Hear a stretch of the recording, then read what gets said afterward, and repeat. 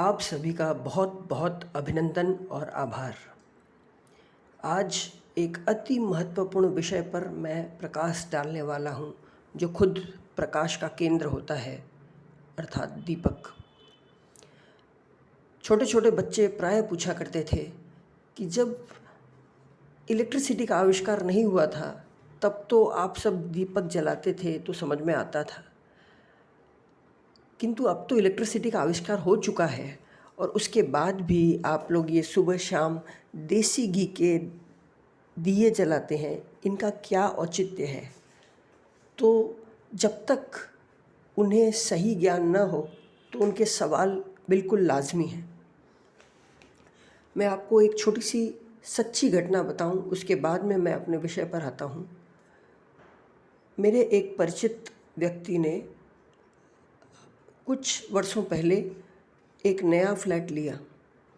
जब वो उस फ्लैट में रहने लग रहा था, उसके पहले जब वो बिल्डिंग का निर्माण हो रहा था, उस समय उस बिल्डिंग के लैंड ओनर ने रह रहे पहले से झोपड़ी वालों को खाली करने के लिए बाध्य किया था, और उनमें से एक झोपड़ी वाला ना करने के कारण उसने जिंदा जलवा दिया। और उसकी पॉलिटिकल होल्ड थी, इस कारण उस पर कोई केस, कोई मुकदमा ना चल पाया, और वो आज भी चैन से आराम से रह रहा है। लेकिन उस बिल्डिंग में रहने वाले उन फ्लैट ओनर्स को ये बात का ज्ञान बाद में हुआ, जब वो फ्लैट को खरीद चुके थे, गृह प्रवेश कर चुके थे। अब उस मित्र को तरह तरह के अनुभव होने शुरू हो गए, तरह तरह की चीज़ें दिखने लग गई। उसे स्पर्श में भी एहसास होने लगा कि कोई चीज़ ऐसी है जो उसे डिस्टर्ब करती है। उसके परिवार के अलावा कोई ऐसी चीज़ और भी है जो उस घर में है।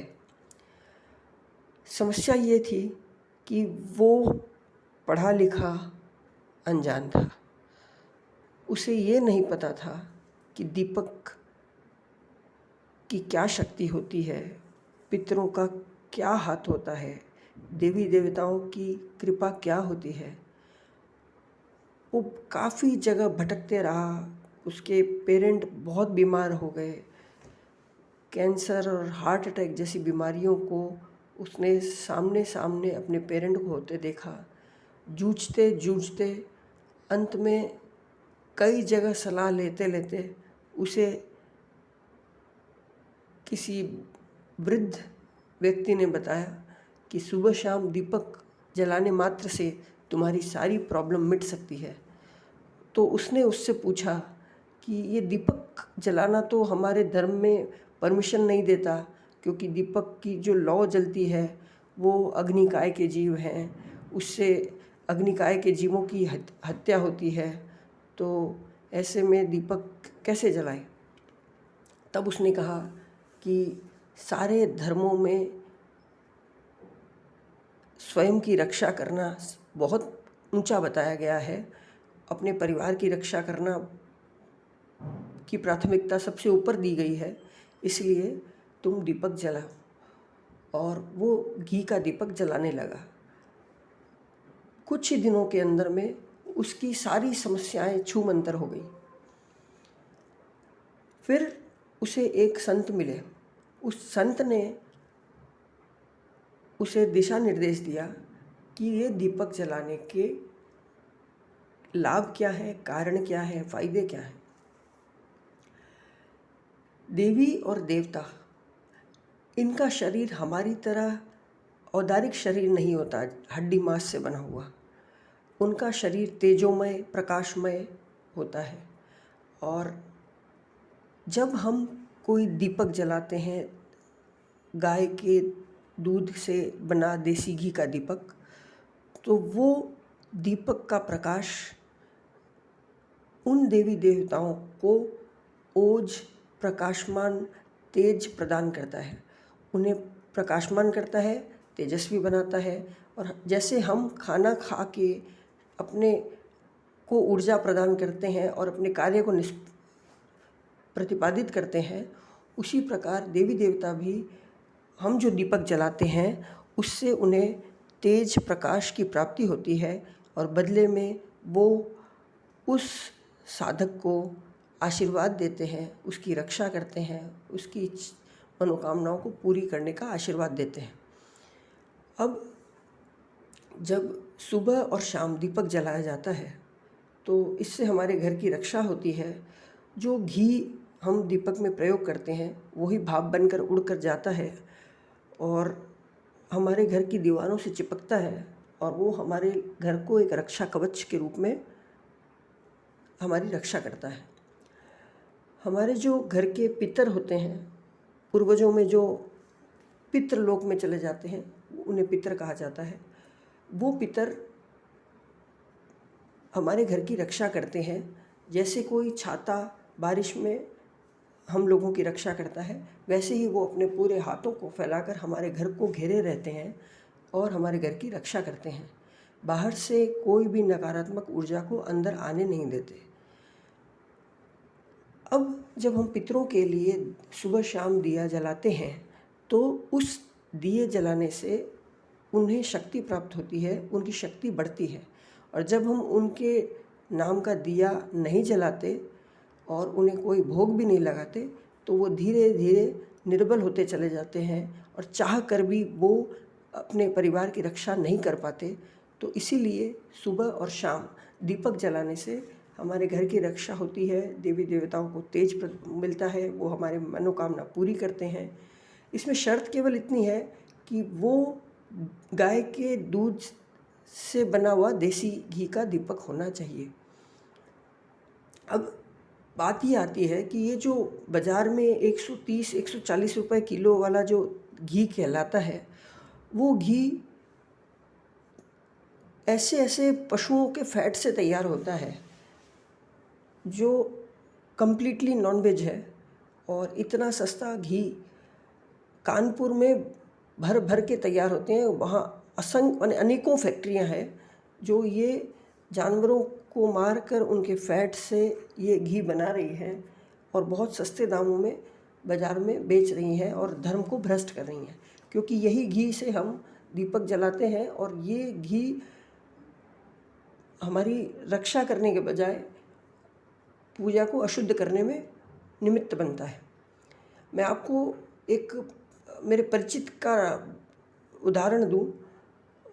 उससे वो जब भी देसी घी का दीपक जलाता है तो उसे कोई समस्या नहीं होती, और जब वो ये सस्ता वाला घी किसी के कहने से फिर से प्रयोग में लाता है तो उसे रात को स्वप्न में वो दिए के दर्शन होते हैं और उसकी जोत बुझती हुई नज़र आती है, कभी जोत मंदी पड़ती हुई नज़र आती है इस तरह। और वो जब देसी घी डालता है तब उसे वो सपने नहीं आते।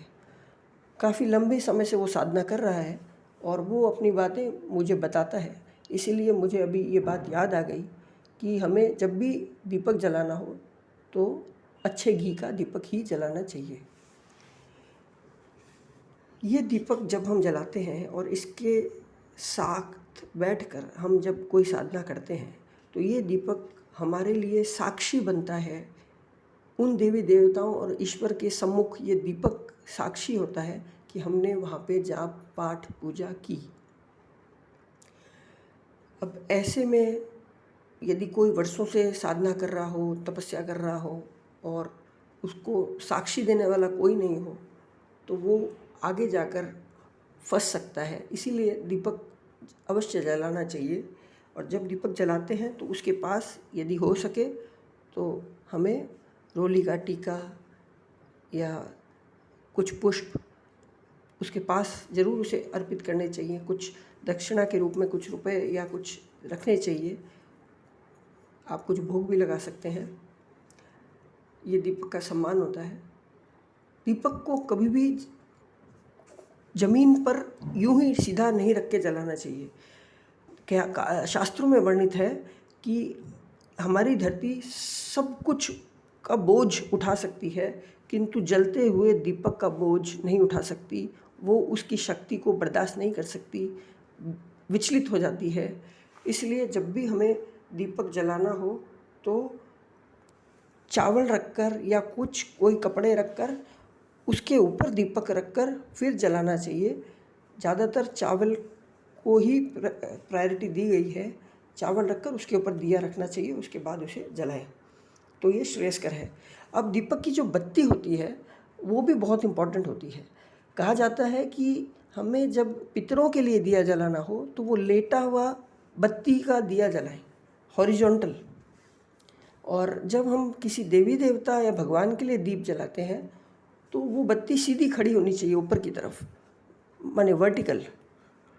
तो ये खड़ी बत्ती ऊपर की ओर लौ को लेके जाती है। और दूसरी बात,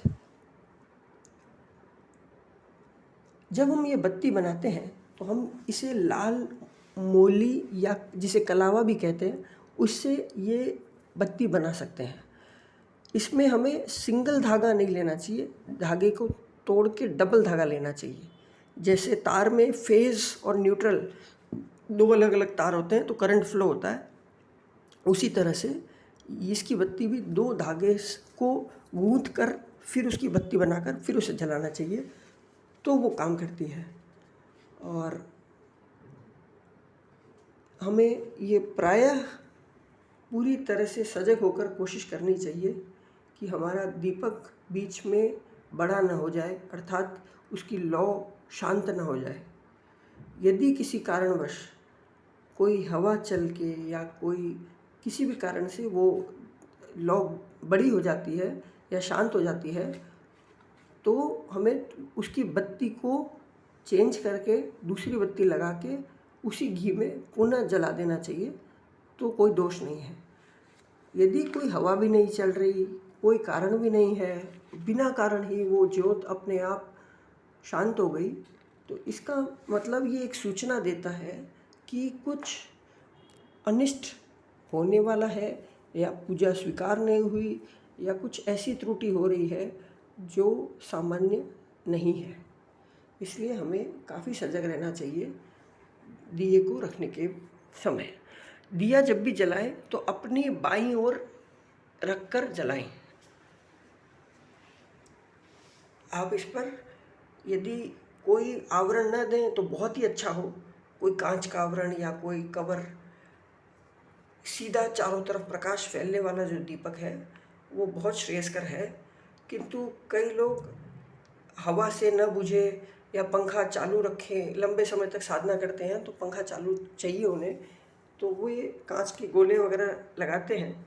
बाकी जितना हो सके दिए को बिना किसी आवरण के खुले में ही जलाना चाहिए, वही श्रेयस्कर है, वही एक्सेप्टेबल है। तो आज उम्मीद करता हूँ कि मुझे जितना अनुभव से ज्ञान मिला उस ज्ञान को मैं आप तक पहुँचा पाया। ये किसी किताब का पढ़ा हुआ ज्ञान मैं आप तक नहीं पहुँचा रहा। यदि किताब में होता तो मैं ये वीडियो कभी नहीं बनाता। ये ज्ञान मेरे साथ लुप्त न हो जाए इसलिए मैंने आपके साथ शेयर किया, और इस ज्ञान ने मुझे बहुत लाभ दिया, मेरी बहुत सारी मुश्किलों को मिटाया। इसलिए मैं चाहता हूँ कि आप में से कोई भी ऐसी किसी विपदा में, किसी मुश्किल में न फंसे और इस सनातन धर्म के दिए को, जो बाकी सभी धर्मों में एक्सेप्टेबल है, इसे प्रयोग में लाएं और अपने जीवन को खुशहाल करें, प्रकाशमान करें और हमारे धर्म को पुष्ट करें, देवी देवताओं को बलवान बनाएं, अपने पितरों को बलवान बनाएं और पूरे वातावरण को सकारात्मक बनाएं। यही मंगल कामना। कुछ लोग जब दीपक जलाते हैं तो इतना सा घी डालते हैं कि वो कुछ ही सेकंड में जल के वापस बड़ा हो जाता है। ऐसा नहीं करना है। उसमें इतना घी डालें कि आपकी पूरी पूजा संपन्न हो जाए। उसके बाद भी कुछ देर तक, 10 मिनट 15 मिनट तक वो दिया जगता रहे। ऐसा नहीं कि बस माचिस से जलाया और मुंह घुमाते ही वो दिया शांत हो गया। आप सभी के लिए शुभकामना, मंगल कामना।